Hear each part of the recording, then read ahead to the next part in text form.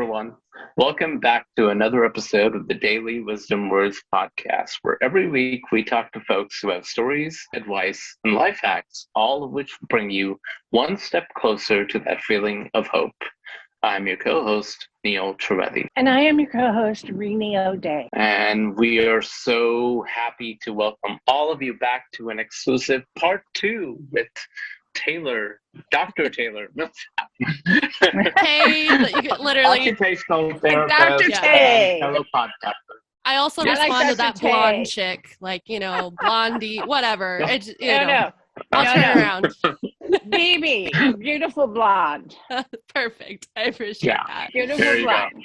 That works. Because you're very beautiful. Thank you. You're sweet. Tell my husband that. We should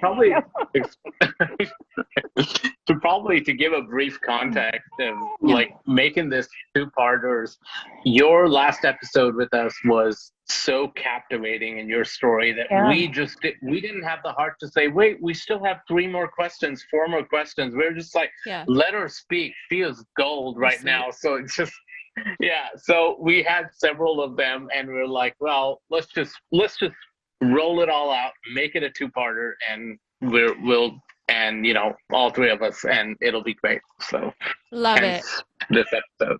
Yeah. And I've been told I have the gift of gab, so usually it's get a little bit longer.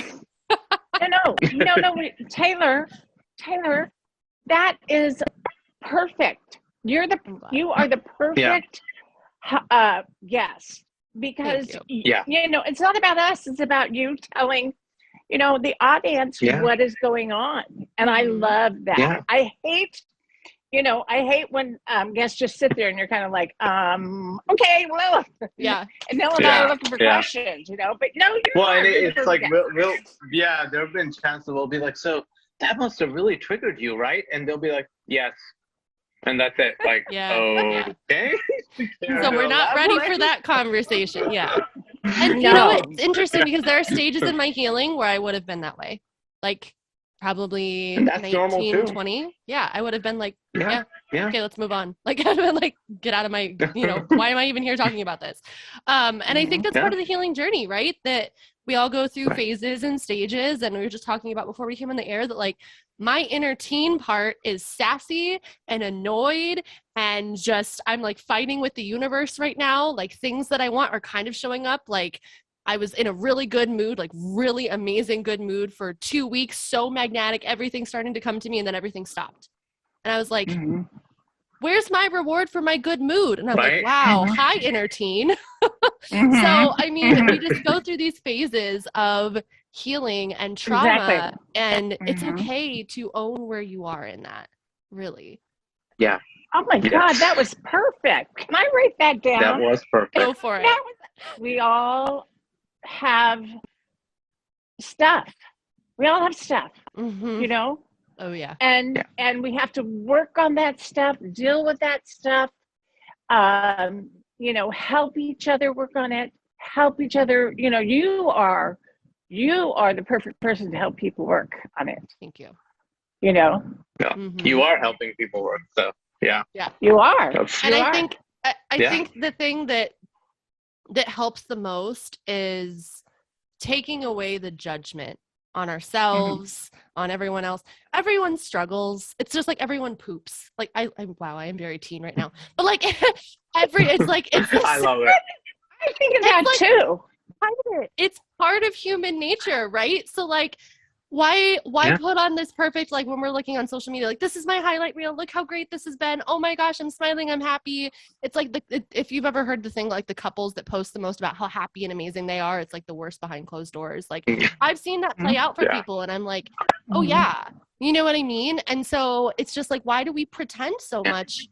Because society has set us up to believe that everyone else's opinion matters more than our own. Exactly. I had to go to the eye doctor the other day and he goes, Mo, I have to put you in glasses. And I went, no. And he goes, you're the one who always tells me, I don't care what people think of me. And I went, okay. You have to, okay. I got busted. But it's also human nature it's human nature for you to have a moment of caring, right? It's not saying that you're wrong for caring. It's not shaming or judging yourself for caring. It's like, I literally posted a reel today, and I was like, I've had this intrusive thought that I think my community likes me more when I'm sad because they can relate to me more. And when I'm happy, then they're like, oh, this girl, right? We're not going to listen to her anymore. And like, that's just not true. And that's ridiculous. And then also the thought is, why do I care what people like? Because I'm going to show up how I am, right? Like, why would I try and take away my It's about you. Yeah, it's about you, right? If they want to stick around, they'll stick around. That's why I thought, and I told you this, like when I commented on this when you recently did a post on showing various phases in recent times of yours. And I thought it was because you included everything, happy moments, good moments, sad moments, whatever. And I thought it was one of the most authentic and real things that I've seen recently on all of social media recently. So, yeah. And I encourage people to be more like that, because I think the more we hide it, the more shameful it is, right? And like shame can really keep us back from healing. There's the shame and judgment of ourselves, of what is necessary in shedding in the journey. I mean, what do you think the parents can do to stop that, that cycle of trauma that comes down into their children in this day and age? Authenticity. When it's kind of the same thing that us as survivors are going to have to do for ourselves. When you make a mistake, own up to it. When things aren't going the way you want and you respond a different way, hey, I'm sorry. Hey, and don't put stuff on your kids, but just say, hey, I had some big feelings and I lost a little bit of control right there. Or, hey, you know what? I used to really see this and like this happened to me a lot. I'm really working to be better for you. And, just be like, I'm working on it for you, and just say like, catch me. I actually recently, one of my clients, we're talking about changing patterns of someone who's dealt with narcissistic abuse. And children are older, like teenagers, they kind of dealt with it. But basically, without saying too much, is just like when a thought would come up of, I'm not myself, I'm judging myself for existing or having joy or whatever it is, that it affects everyone. And they can see in the family that this isn't you. We want you to be better. And so we're working on a strategy of when that comes up, what is that? What is that voice? How are we going to redirect it? Right. And so their idea was like, every time that comes up, like, oh, it's bull. And like cussing. I don't know if I'm allowed to cuss, but you know what I mean? And just like, and then redirecting, like, no, that's fake. That's what was put in my head. No, redirect that. Right. So like, sometimes it is. And I'm like, it's up to you how much you want to involve your children, but they're affected. Right. So you can even say, I know that sometimes that this happens and I'm really working on this and, I'm doing my best, and model as best as you can. And how about like continuing on that same thought, and by the way, thank you for that. Those are some wonderful tips. I think that's excellent advice that you just gave. How about going that extra step and creating a safe environment for children, especially if transgenerational trauma and things like that, or the environment is, more triggering to them than the average home. I shouldn't say average, so many people, everybody has issues. Every family goes through their own stuff. So, but just, if they're particularly in an environment which is more triggering, like we talked about last time, whether it's generational trauma or maybe it's a single parent or divorce or whatnot, what are some things that they can do to just help create a safe environment and let their kid know, hey, it's okay. Yes, this is trouble. Yes, we're going through some issues, but it's going to be okay.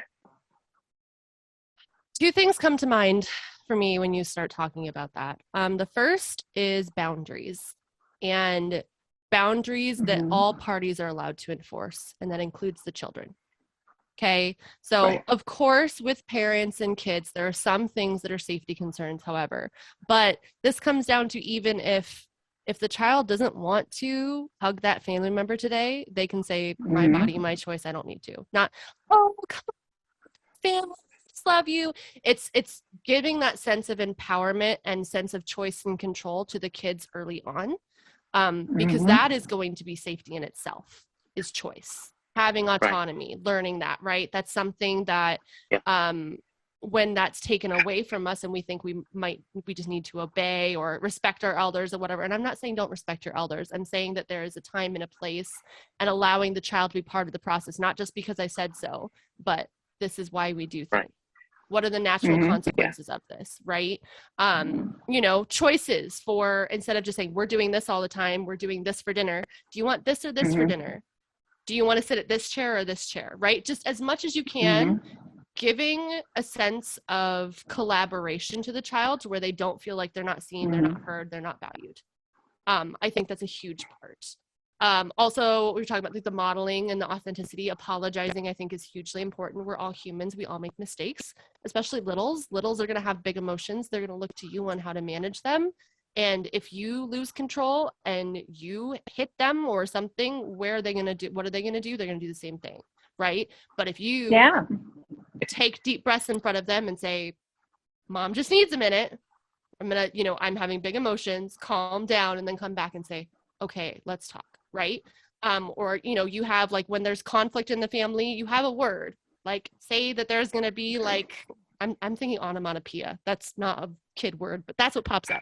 You know, like that word in years. I had no idea where that came from. We used to say it, but just like a weird word that, like, if it was said out of context, that you'd be like, oh, and it causes things to stop, right?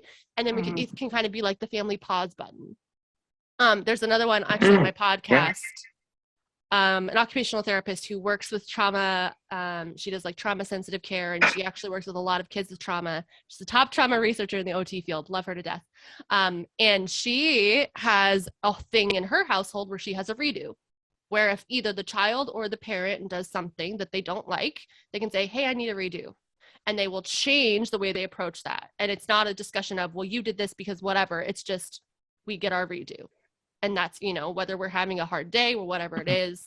And then we talk to each other and we go from there. And I love that strategy that she shared. Her name is Rachel Ashcraft, by the way. But I love the strategy that she shared because I think that it really takes off the shame and blame of the situation, but just allows it to do what it needs to do to feel safe. Well, you know, why do kids act out? Because they're not heard. And they're control. Not heard. Yeah, absolutely. Exactly. Control. Yeah. So that's some really good advice. Boundaries and letting your children have a say in their life. And I think too that you want to be the safe space for your kids, right? Like so if anything, because I think there's so many survivors that are so worried about if anything happened to their kids, right? Like we talk about consent early, we talk about boundaries early, but the world is a scary place, especially with the internet. I can't even imagine raising kids in the era of the internet. It's a whole other thing. I make myself sound old, but anyways, that I did. We have to learn. Three. And that's hard, right? We have to think of safety. We have to think of things, but things are going to happen where your kids are going to be uncomfortable or they're going to be upset or whatever it is. And so you want them to be able to feel like they can come to you without punishment, without judgment, regardless of what it is. And that's one thing my mom really did right for me, is she told me that if I was ever in a situation as a teenager where there were people who were drinking or anything, that no matter what I did to get there, I wouldn't get in trouble. Just call her and she would come get me if I felt unsafe. And exactly. I think that was really helpful for me because I wasn't worried about, oh my gosh, I'm gonna get in trouble with my mom. I was more worried about first, if anything happens, I stay safe. Influence. There's something that we were going to touch on in the last episode, but we couldn't because of time. But you and I, we talked a little bit about this off camera when we were discussing terms and how loosely they've been used. Now, let's get something straight, right? I think all three of us, we are all for mental health related terms being buzzwords. That's a good thing. It's conversations need to happen on a regular basis around mental health. We need to make it to where it's normal for families and friends to talk about that. That said, as we discussed a little 100%. Bit earlier, is when that happens, there's going to be people who use it correctly. There are also going to be misuses of words. So kind of at first, like, give your opinion on that. How bad is it, or how often do you see that happening? Can it be changed? Can it be curbed? Can people like you and us, those who create awareness, can we help change the tide? Where does that all stand? The misuse of certain buzzwords and hashtags and terms which are trending these days. Well, I think it's complex, but I'm going to try my best to break it down. So I think that, like you said, talking about buzzwords and mental health and these things and having awareness, like for instance, what is gaslighting? For me, I didn't understand gaslighting so much to the point where I was in psychological abuse and thought I was the problem for so many years, that crazy people don't think they're crazy, quote unquote, so I must be some kind of something, right? I was tolerated by my abuser. And I was like, well, that must be true because they know me the most. They're supposed to love me the most. Like that they see the most of me. So that's probably true, right? And once I learned what gaslighting was, my whole world just blew open. So I think for survivors, knowing the terms is important, and also knowing the term limits is important. We want to, I just remember being like, I don't understand, like, and this sounds horrible, but I was in this space as a teenager where I was like, this parent has an alcoholic. I know why they do what they do. Alcohol makes them out of control, makes them more abusive. I get that. I don't know what's wrong with my parent. They just hate me, so it has to be me. And then once I learned about what narcissism was, and I saw all of that play out, I was like, I looked at my whole life and it made sense, and it took the responsibility off of me almost entirely. Like so many of my attachment stuff and my early childhood stuff just went, and I was like, oh, it's actually not me. I'm not the when did you have this reality? When did it come to you? I think I kind of woke up a little bit at 16 when I realized that, oh, they're just a horrible person, but still was like doubtful, and there was a lot of stuff. But I think like 19, like early college is when I woke up and was like, oh, there's this thing. And I think at that point I was seeing a therapist who then taught me what narcissism was, and I was just like, okay. Right. Light bulb moment. This. Oh my gosh. And the manipulation and the type of abuse and how they would, push it, like mirror me and I'm the best thing ever, and then pull back and use that to abuse me. Like all of the things, while they had this high sense of importance, you could never apologize. They were never wrong. And always like twisting the way they looked was so important. The way our family looked was so important, but we're horrible behind closed doors. And I was like, oh, didn't actually have any empathy. Like it was just this huge sense of, I am amazing. You have to look a certain way. You have to be a certain way. You have to be a reflection of me. And if not, you're punished. And it's like, they couldn't control their emotions. Like they didn't have emotional intelligence. They didn't have emotional regulation. They just lost it. And so when they were in a bad mood, then I was abused because they couldn't control themselves. So that it was taken out on me, because how dare I make them look bad? Even the smallest things, right? So I was like, oh, okay. So as I share my story with abuse from a narcissist, there are a lot of survivors who are like, wow, this makes so much sense. Thank you, right? Because this is somewhat new. But then we get into the territory of, there will always be people who use things wrong, and there will always be people who take these buzzwords and use it against the abused. People who are manipulative. Ding, ding, ding. Yes. People who are, I can't even tell you, my abuser has this narrative and this smear campaign that I abused them, that I was emotionally manipulative, that I was gaslighting them. Like, and it's just these buzzwords that then they just put against you. Right? I was alienated. Right. This is family alienation, parental alienation. Not the fact that I was physically and emotionally abusive for years, but people are going to hear parental alienation and they're going to go, yep, yeah, that thing. Right? And actually, I posted a video that I took down because so many toxic parents showed up in my comments. I was a little bit sassy.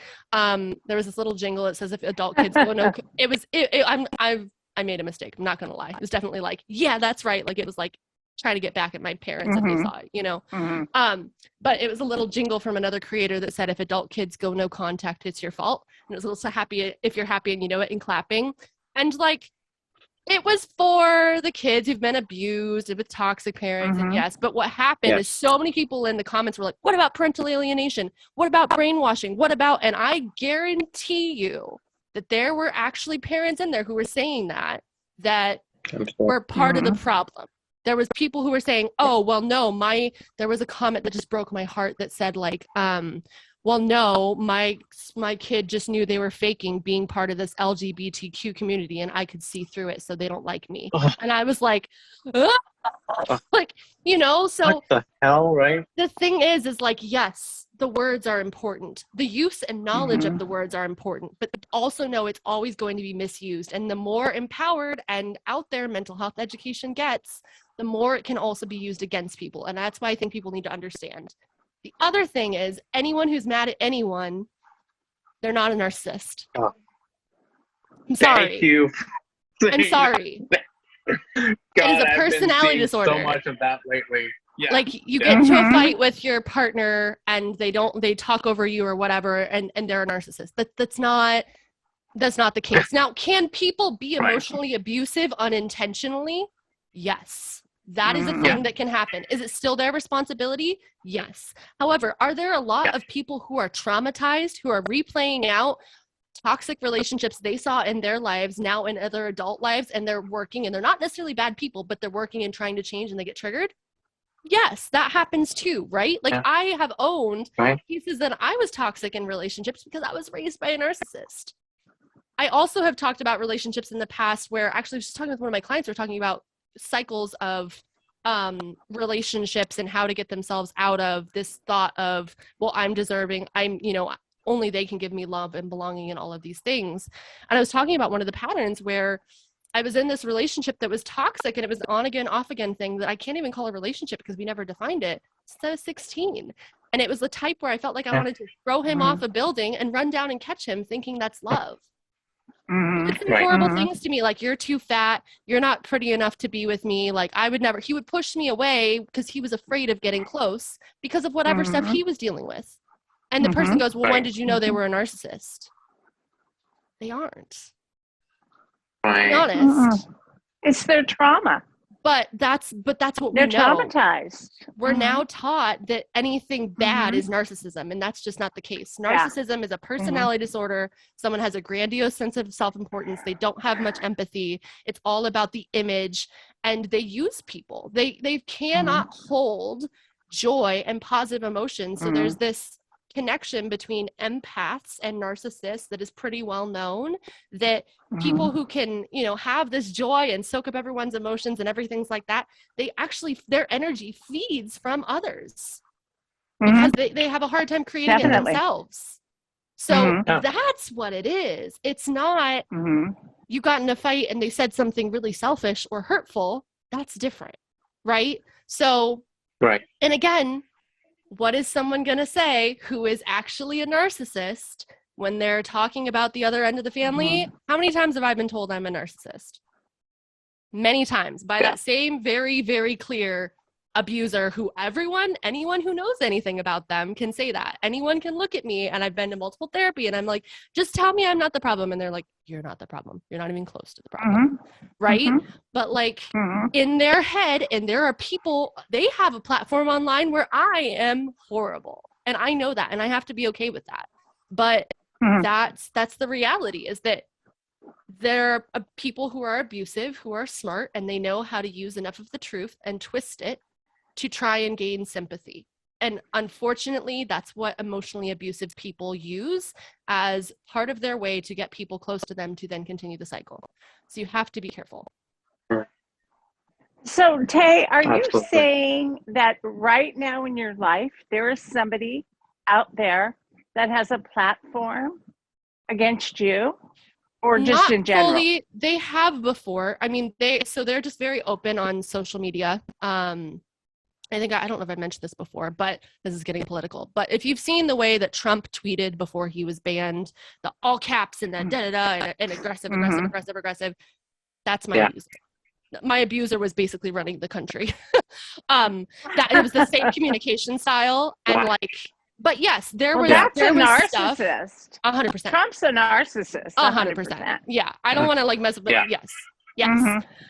But yes, there is this, they have a platform on their, social media where they put up, because there's 3 of us kids, they put up a picture of all 3 of us and put black boxes over me and my other brother's face, who cut them off and said, my other kids are dead to me. And then denied that it even happened.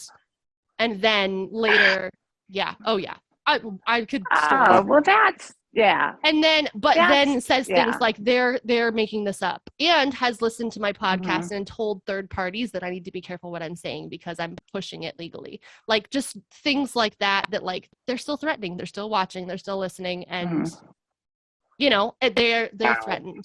They're threatened. Their reputation is being ruined. Even though I'm not saying who it is, they're threatened. Yeah. So yes and no. That's got to be tough, but it's not about you. It's about them. It's about them, And it's my own self-work that I've had to realize that this is their pattern. This is who they are. They don't know any better. And in their eyes, I am the enemy. I am the one who is sabotaging everything. It's not their actions. They can take no accountability, right? It's nothing they did. They weren't abusive. They're so far removed that it can't be me because I am perfect. That literally is the narrative. There is no accountability, no self-reflection. It's not possible to look outside of themselves. Well, it's not. What makes a narcissist? A narcissist is someone that was not loved, especially by their mother, was not, cared for, shown the way that things should be.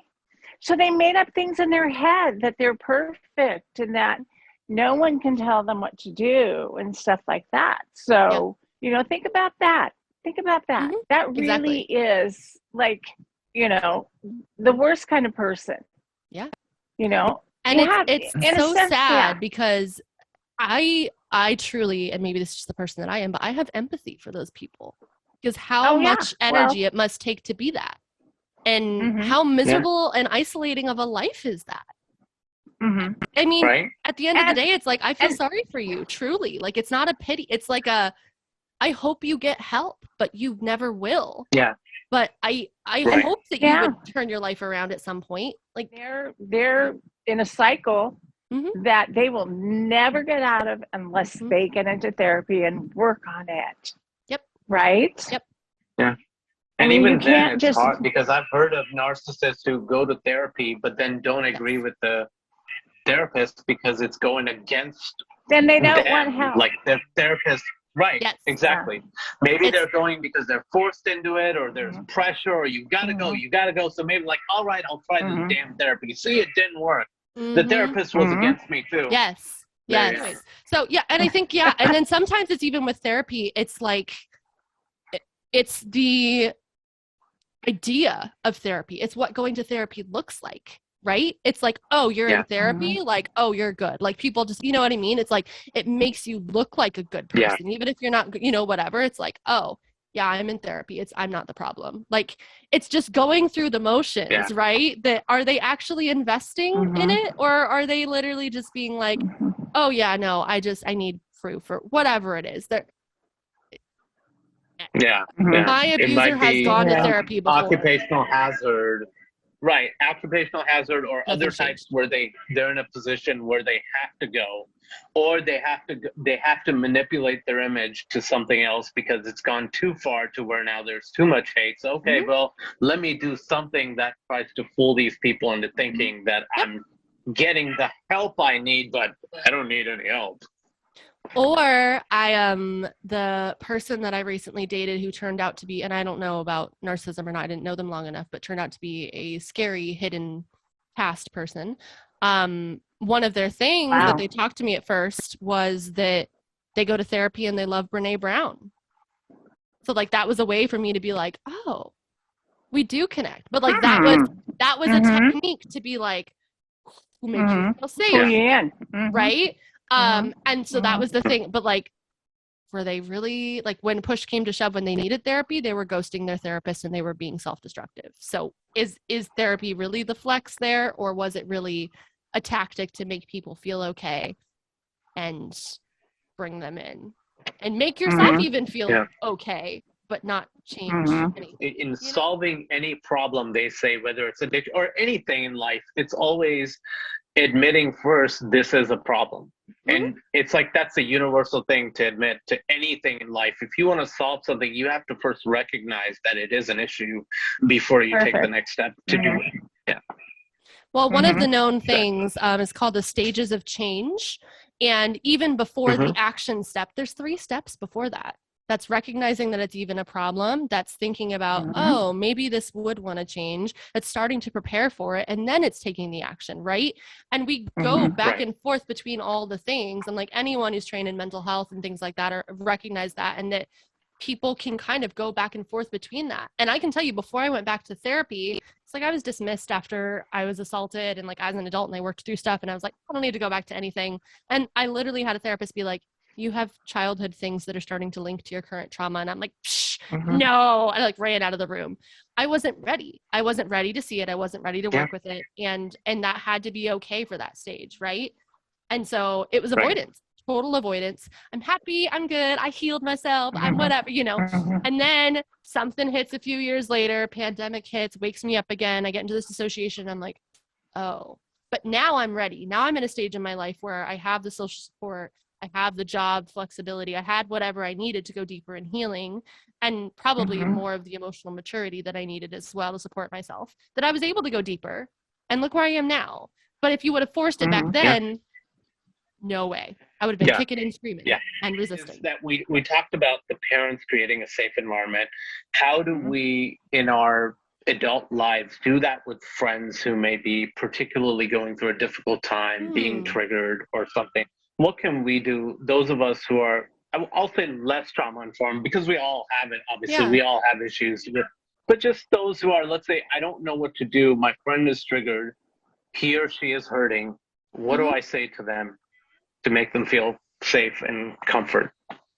I think it's respecting what they need. So instead of, you know, let's just talk about grief, for instance. If someone dies, it'd be like, oh, they're in a better place.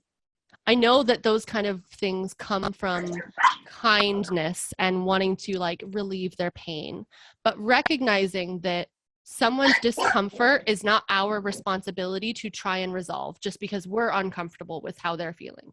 It's not our responsibility. Okay. So something like that is like, oh, they're fine. Like you're just trying to like soothe that. Right. And I think that comes from a society of when you're upset, you calm yourself, you'll be okay. Right. It's the same kind of thing as when a kid is crying and they're really upset or they're hurt and you just go, oh, you're okay. It's intended to be well. But when we just tell people how to feel, what to do, it can actually make them feel worse or more confused that they're feeling negatively about something. Yeah. So I think the best thing is to just say, I'm here, whatever you need. Maybe if you know how they normally like need comfort, if you want this or this, let me know. If not, I'm just going to keep checking in on you and know that I'm here. You know, you're okay to feel how you're feeling. It's okay to be where you are. I know it's hard. It's a season. I believe in you. I'm here for whatever support you need. Right. And if you know, and you know, you can say like, sometimes for me, I'm like, I just need you to sit with me. Like, I don't want you to talk to me. I just want to know someone's there, like physically there. Right. But I wouldn't know that unless. Or just listen. Right.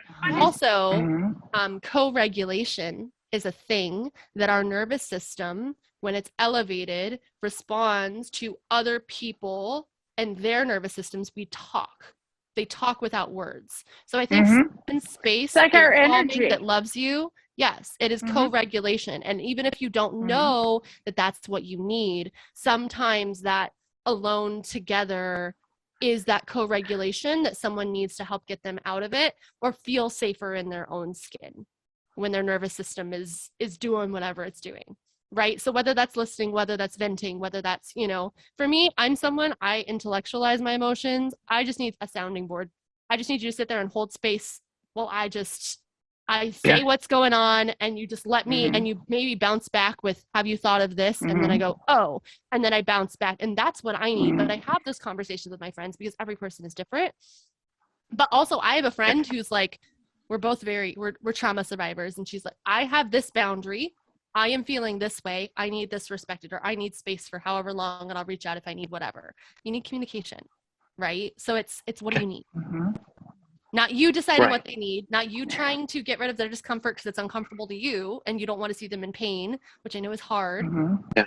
But the feeling is part of the healing, and it's a really important part. Yeah. Exactly. When I found out that, like, one thing for trauma survivors is communication can be really difficult when they're struggling through certain periods.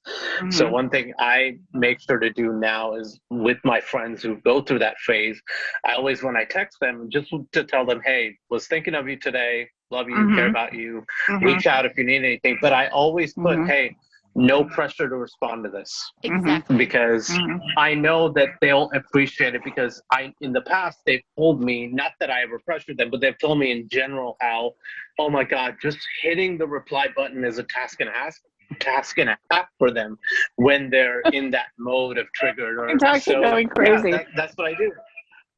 Yeah, and it's just just like make it a point to let them know. I mean, dogs help. That's for sure. My dog. Seriously. Sometimes my dog drives me crazy. My dog. Right. Oh my gosh, I love my dog to This death. one's But when going I'm nuts. anxious, he's like, and I'm like, no, it's overstimulating. They but it helps bring know, me down. right? They know. They know. But I will say that, like, when it comes to that, like, I have anxiety, right? I have generalized anxiety disorder, and it's like, when there's too much in the to-do list, it's so overwhelming. And when I feel like I have to tend to my relationships or else, it's just another thing. And then it just adds to the overwhelm, right? So having people, we're not going to take offense. We're not going to feel like, how dare you not contact me, whatever. Having those relationships and knowing your boundaries and knowing where you stand with people. And I think and learning helps. the word no. Yeah. Yeah. Or like, I can't right now. Or, like, and I think even what you do too, Neil, is just like, hey, here's this open thing. I'm thinking of you. That means a lot. And especially the no pressure to respond. Even if people know that, it's helpful to put that in there, because when your brain is overloaded, you're like, fix, resolve this problem. Everything's out of my control. What can I control? And then you just get into this fix it mode, right? Oh, it's the worst. Yeah. But I think it's really helpful to tell people there's no pressure. I'm just thinking of you, and I'm here if you need anything. But sometimes they might need something, and they might need choices as well. Like, I can offer this or this, right? It's like, yeah, absolutely. It's, just knowing that someone is there for you, whether you, need them to run to the store or, just, whatever. It really does help. And don't ever tell someone to get over it. Is that the worst thing you could say to a person that has anxiety? Why haven't you gotten over it? Just calm down. Just shake it off. Depression too. Don't think bad thoughts. Why are you even thinking about that? Just think about something else, right? God. Why do you keep triggering yourself with this? Why don't you just brush it off? Like, stop triggering yourself. As if we love doing that to ourselves. If we love being triggered and messing up our brain chemistry and everything, we just love that, right? Yeah, it's fun. No, not. Tay, we might need a part 3. You're funny. We might. You let me know. Just a joy. You are just a joy to talk to. You really are. It really is. You really are. Just, All right. Have a good one. Okay. Bye-bye.